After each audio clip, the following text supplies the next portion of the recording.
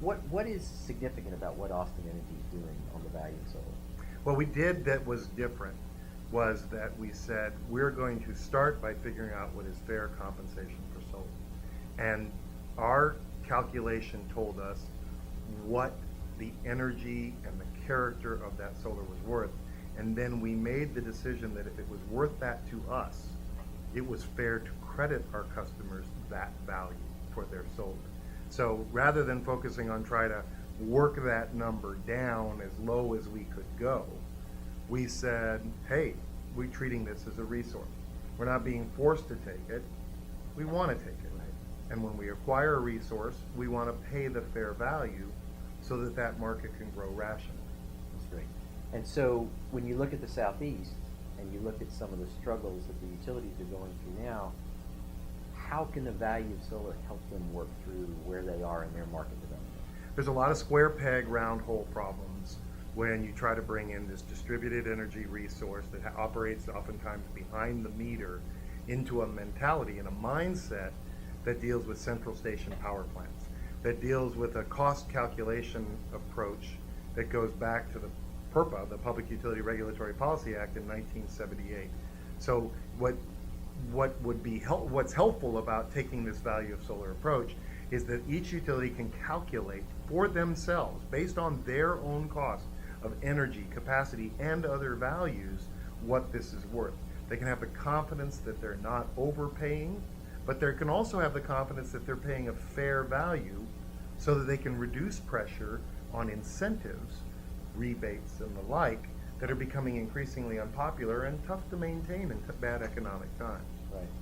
So let's zero in on a couple of examples. So in Georgia, you actually put together testified on behalf of the Solar Energy Association Right. there. What was your sort of take home from your experience in Georgia? Well, it was exciting.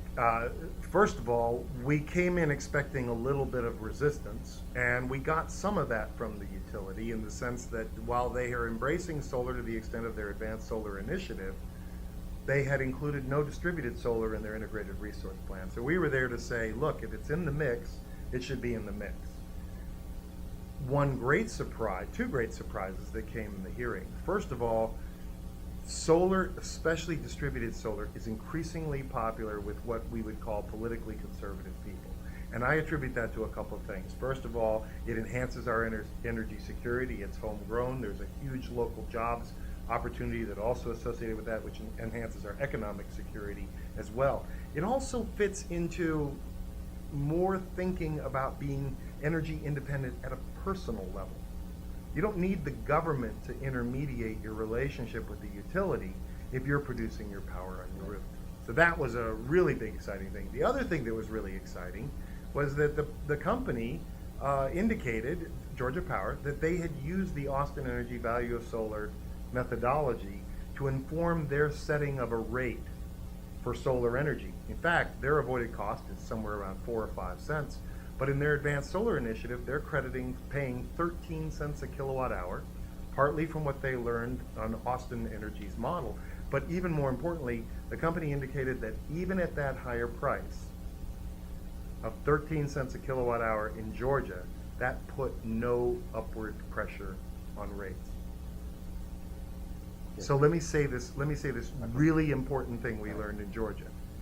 The value of solar is so much higher than avoided cost that Georgia Power can afford to pay 13 cents a kilowatt hour for large-scale distributed solar and put no upward pressure on rates. Yeah, that's huge. That's a huge, and it's a paradigm shift for the regulators to be able to begin to understand that.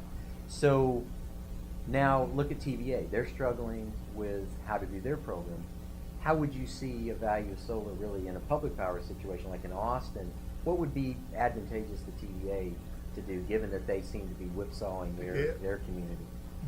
Probably the biggest thing that needs to happen is they need to make that mental shift away from thinking that everything above their avoided cost is a subsidy or a handout. And if they could get their mind around the idea that they're paying a bit more for something that's more valuable, something they do every day when they're buying transformers or power plants or trucks or cranes or whatever. If they could realize that also applies to solar, that would go a long way. So just going through the analysis of figuring out what benefits you get and what costs you pay is a mental game changer that organizations like TVA should take themselves through. Because our experience is that TVA still doesn't really view solar as a generation. They view it more as a public relations game that they play with a certain segment of their customer base. And so I think really beginning to see that it brings true value, not only onto their basically wholesale system, but for all the distributors on the distribution Right. system is a huge change. Look, having utilities do more things that are popular with customers is never a bad idea, right? And if that's what starts them, that's okay. But as the public service provider, that they have an obligation to make sure they understand what they're doing and how to do it in the most cost-effective way. Once they understand that value, they'll be able to budget better. Once they think about their role as a market shaper, as being a participant in the emergence of this exciting market, they'll be able to construct programs that maximize the jobs, maximize the local economic benefit, make the greatest use of the resources that they already have in their service territory, and bring even more of the benefits that are real but often aren't even accounted for in the value of solar. The jobs benefits, the tax-based benefits, and those kinds of items.